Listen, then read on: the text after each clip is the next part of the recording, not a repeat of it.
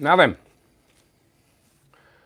as promised, I said I'd try and do one of these every week on a Monday at 4, and here I am. I believe it is 4 o'clock. I'm just going to see, I'm just going to sort of lurk around a little bit until this starts, only seeing if there's any way of reading my comments actually live on. I've kind of looked into this. I've got to set this up properly. Basically, soon I'm going to set this up properly so I can read comments and at the same time. But somebody did give me some really good feedback the other day, and so it's quite annoying when they were watching it back because they weren't here for the live stream. They were watching it back and I kept stopping and answering questions, and I understand that can be quite annoying, and I understand how annoying this is, but I haven't officially started yet, so bear with me. I'm just seeing if I don't think there's any way of kind of checking in. No, I don't know. Anyway, so what I thought I would do is, because Bob Cushell or Cushel, apologies Bob if I've got that wrong. Yay, Alec, you made it to the live. So I'm going to answer the couple of questions. I'm going to go through the questions I got as comments, because that was kind of the point of it. So I won't be answering questions straight away because, like I said before, I don't want to be looking at that and I'll kind of lose my flow and stuff. So I'll answer a couple of the comments and then get back and then do a Q&A afterwards if anybody's left. Or if you've lost the will to live, feel free to leave. No, don't do that. So if you're watching this back and if you've just joined us, we've got a few now, which is lovely. Do hit the like button, that would be lovely. If you haven't subscribed, please do subscribe. And also, there was one more thing, Card Magic course, have a look at that. Oh, and my podcast. If you have a look at my podcast, which is Steve Faulkner, Faulkner, stevefalkner.com/podcast. That's my podcast. It's a personal development podcast, but it is, I think, helps me greatly with my magic and all that kind of stuff. And it's me blabbering on, but it's all good. So I'm going to answer, and I believe Bob will be sleeping now. But he asked, and Bob, by the way, won the Turner watch, and he was very pleased. I'm glad. He was really chuffed. So he'll be picking that up this week and getting that sent to him. Thank you very much to Nobody Knows, by the way, who supplied the Turner watch. It's really, really kind of them to do that because they partnered with me. I didn't kind of buy the watch and give it away. They partnered with me and to do that. So I thought it was really nice. So thanks so much, Rory from Nobody Knows, and also Nobody Knows for giving me the opportunity to do that.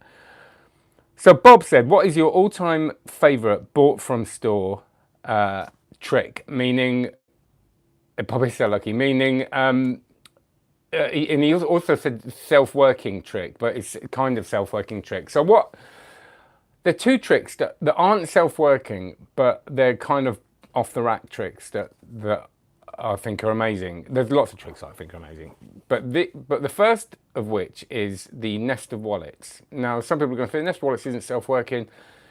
It's not that far from it if you think about it, because all the dirty work. Excuse me. Sorry, it's horrible. I'm having sparkling water, and the mic's here right next to my throat, so there's all manner of noises that you could hear. So I'm just being careful. So nest of wallets is. It's not self-working, but if you think about, if you've ever done it, when you first start doing the nest of wallets, you think, oh, and you realise you've got all the time in the world to do what you need to do, and everything's covered, and it's a very, very easy trick, and it's so powerful. I was talking to Mark Elsden about this. I saw him at the weekend down at the magic shop. He popped in Sheffield, and we were talking briefly about tricks that you first see them and go, oh yeah, it's all right, and then you're amazed at the reaction they get. And he said he was advised to learn the nest of wallets. And when he did it, he was like, oh, God, people love it. And they absolutely do. Nick Einhorn released it. It's an old trick, but Nick Einhorn released it relatively recently, a couple of years ago, I think, didn't he? And I was the same. I kind of looked at that nest of wallets and went, yeah, it's just a wallet and a wallet and a wallet. Yeah, whatever, similar things in Tarbell, aren't they? You know, nest of stuff and all that. And I'll tell you what, it just gets such an incredibly strong response. I do nest of wallets, and sorry, I'm really trying not to. I'm going to read the comments afterwards and answer them, but I'm going to try not to keep buttoning because but I've just butted in myself by saying I'm not going to do that. It makes no sense, does it? I do with a nest of wallets, a coin, a signed coin. You can do a ring and all that. I do a ring sometimes, but I like the weight of a coin. I use it exactly as it comes. You can buy the envelopes, which I do use sometimes as well. Mark Elsden said he uses the envelopes, the bonzolopes, the tiny little ones. But I do it with a coin, and I tend to do a 1 coin routine, which obviously isn't self-working, but it isn't that, I stick a muscle pass at the end. That's another trick that I had no idea would get strong reactions as it did. I just learned it because it was difficult. But when I performed it, it was incredible the reactions it got. But with the nest of wallets, I do a 1 coin routine with my coin, coin on the hand, maybe coin under watch, and I say, oh, some people think I use a dodgy coin because it's a $half. If anybody got one, I get them to give me a coin, them to sign it. I then do a Williamson strike vanish into the wallet. So it's very strong. It's self-contained.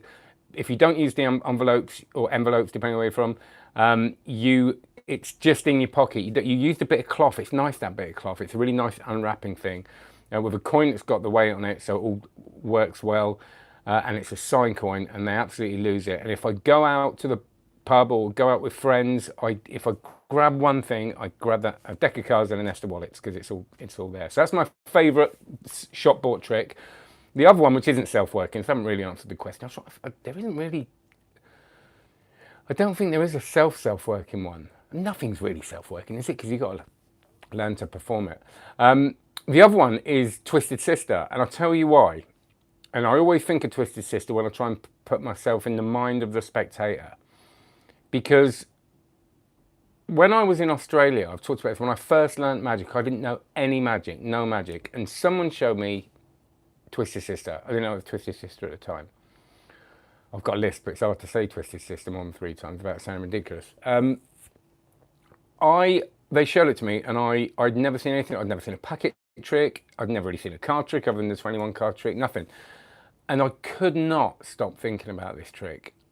I think I slightly misremembered it, but within minutes, straight away, because I remember the power of that as well, because sometimes we don't trust how powerful that is as magicians. And I couldn't stop thinking about it. I just couldn't stop thinking about it. But what I did remember about it, because I was hanging out in this magic shop, was what the cover looked like, the colours. I didn't know what it was called, and I remember finding it later and buying it, and it's just, I think it's a beautiful trick, and all those, what do they call them, fractal tricks, the Bannon ones are brilliant. I think the ones he released are really, really brilliant, and we think, oh, packet tricks. I'd say, don't forget how powerful that is. I remember just thinking of, I probably remember thinking of a card, but thinking of a queen, and that being the one in the rest were jokers. That was my memory of it, and it's so, so cool. So that's, even though it's not a self-working trick, it's a shop bought trick, and I thought that's a stunning trick. And always remember, when we've been magicians for a long time, we forget so easily how strong certain tricks are, and that reminds me what that feels like. If I think about it now, I can really remember that sense of wonder. There's something about the rest being jokers in it. That's what it is. It's just brilliant. Love it. So that's that question. I wanted to answer one more question, and then we'll have a bit of a Q&A in a minute if anybody's up for it. And this was when I asked to put all the, what's the weirdest name for a magic trick you've ever heard of? Oh, I don't know. I'll think about it. I'll do these on the next one if I think about it. Jeff1F was the first person to comment on that giveaway. And he said, what do you do to make sure that you don't get bored of the tricks you do? This is a good one. And you don't get overwhelmed by the number of tricks you're currently learning or you want to learn or you want to get. So the first part of that question is boredom. I do get bored. I get very bored at gigs if I'm not careful. I'm all right for about an hour. And don't get me wrong, if it's a corker and everybody's having a laugh, I can go on for ages. But if it's a normal gig where you've got to get around the tables and you've got too many tables to kind of relax and have a really good time, I get bored very easy. Which is fine, because it's work and it's all right to be bored. That's not the end of the world, but I don't want to give that across. So what I do, I've talked about this before, I think, I just decide on something that I want to put into my routine that I'm not quite as good at, that is a bit of a risk, or I feel a little bit uncomfortable with. So the centre tear recently I've put back in. I got a real mental block with the centre tear. I used to do it all the time. I had this really scary gig doing it, and then I got really edgy about it for some reason, and I had a bit of a block with it, and I've started putting it back in because I've lectured it, and doing that stops me getting bored because I've got that apprehension, those little bit of nerves, because I don't get nervous with close-up gigs anymore, and I'm relearning a watch steal as well, so maybe I'll put some of that in and accept that if I get caught, that's fine, or a bit of pickpocketing or something that I'm not quite there with, but isn't the end of the world if I get wrong. So that's how I stop boredom. Overwhelm with the list of tricks I've got to do. Well, the first rule is I don't have massive list of tricks to learn professionally. I make sure I don't have I'll have something maybe I'm chipping away on in the background, but I will have loads of stuff I'm learning just as a hobby. And Alec, who started watching straight away here, we spoke about this, the idea that the good shit sticks, right? So the good shit sticks means that you're learning loads of stuff. Don't expect to remember it all, but the stuff that really that you feel will stick. And obviously, I think it's good to go back. I have a list in Evernote that I'll look at every now and then, and I'll go, oh yeah, I forgot I was learning that, and it will remind me. So you will forget sometimes, but overwhelm's also a state of mind. It's something that I'm dealing with a lot at the moment because I am trying to learn a lot. Is acceptance that we're not going to learn everything. Accepting that once I thought I might read all these books and learn everything from these books. That was what I thought was in my naivety. And I'm not going to now. So when you accept that and you just understand that when you pick a book up and just open it and learn something good, that's enough. That analysis paralysis, that overwhelm, sometimes I'll look at and if I start overthinking what I'm going to read, that's it. I'm done. It's because there's a good reason to read everything. So try not to think about it. Pick something up, go for it. What I really like is oh God, I've lost my train of thought then. God, I looked at the comments. I shouldn't look at the comments. Yeah, what I really like at the moment is that I'm reviewing books. So I've got to read the book to review it. So that's stopping me almost going over here, to these books at the moment.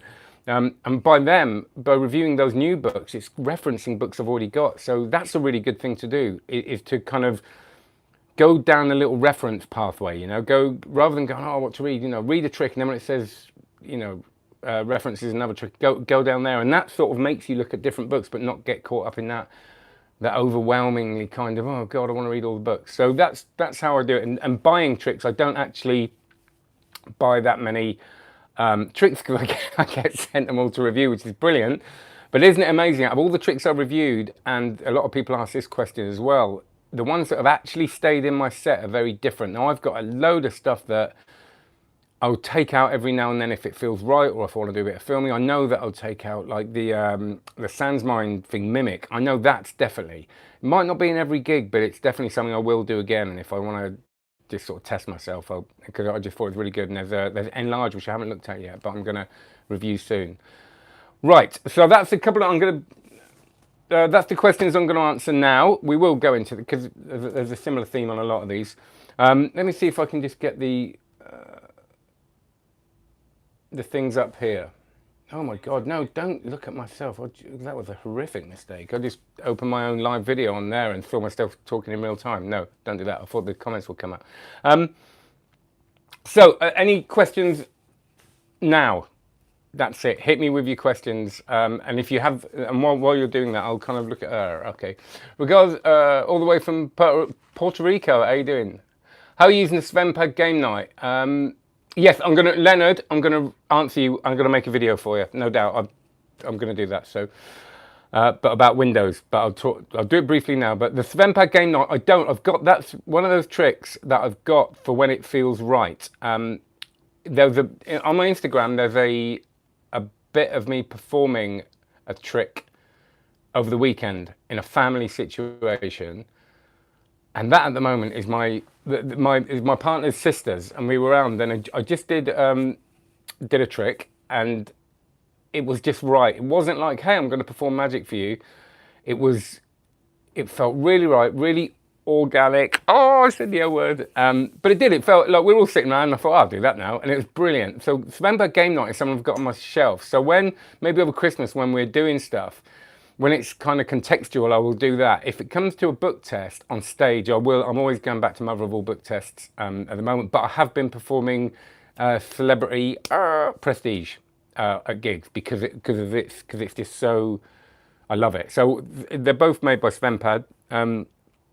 Brett Barry, out of the two, game night and prestige, I'll probably prefer celebrity prestige because that numbering system is just so good. It's so good. And let's not forget, I haven't put on a show recently. When I put on my show, I will then look at new routines to perform at that show. Next one, Alec, when is Tesseract review coming? I'm glad you asked. Jam-packed with great material. Oh my God. So I've just finished the last page of Tesseract on Friday. I recorded a review, and let me know what you think of these. And if I can't read these in real time, I am going to read these afterwards. I've just recorded the review, but it's like it's really long. So I'm going to split it down the middle. I'm going to review, for those people who don't want to sit and watch a 20-minute video. And I know if you're not signed in, sometimes you watch something and you can't go back to it. So I'm going to split that Tesseract review into two, because it is quite long. I've gone chapter by chapter, which is what I'm going to try and do now. And let me know what you think. It is just going to cut, because I was going to do it as one and then start on video two. But the review will be out. It was going to be this evening. It might be tomorrow morning, or I'm working, presenting tomorrow. So it'll be today or tomorrow. But the Tesseract review is there, and it is, spoiler alert, it's full of good stuff. And that is what I've just got a list of tricks I'm running through most days from that, and it's too long, that list. But I've just started reviewing something else which is very special, which I can't say anything about now, but I think it's reviewed tomorrow. So don't worry about long reviews. I think half an hour video is fine. We don't mind. Yeah, Joseph, I know some people have said I'm going to just experiment with it. I'll experiment with doing splitting it in two, because then you've got a choice, haven't you? And it is literally one review in two. It's not like I'm making two different videos. But with the newest book I'm reviewing, I might record one half and then record another. I don't know. It's just quite hard. I want to get through the books, but I'm finding it hard to read the books and review them in time. But we'll see. I'm just going to play around with it and give me your honest feedback, because I do work off the feedback. So that's it. That's the cue. Thanks everyone. I'm going to set this up properly. So I can read the comments here, and I just tried doing it there and started seeing myself, and I knew it would get weird and echoey. So, but thanks very much. As I said before, if you could share, that would be lovely. Check out my podcast, stevefaulkner.com/podcast. It is February. Hi from Spain. How interesting the channel is. Thank you. My repertoire comes nearly mostly from books than from videos, or unless I've bought the trick itself. But just a little quick question now. But yeah, the podcast, stevefaulkner.com/podcast. Let me know what you think. It's the daily Fullcast, F-A-U-L-K, Fullcast. See what I did there, which I say after every time. And it's not a magic podcast, but I think it will help you magic. And check out carmagiccourse.com. Thanks to the new members. And you just mentioned, I can't remember, mental block with your name, but I'm going to email back the question about Windows, about what you do if you feel like your hands are too small and you've got Windows with card, because I have a similar thing. So I'll make a video for you and put it on the Card Magic course. There you go. Thanks everyone. Take care. Have a good one. Bye.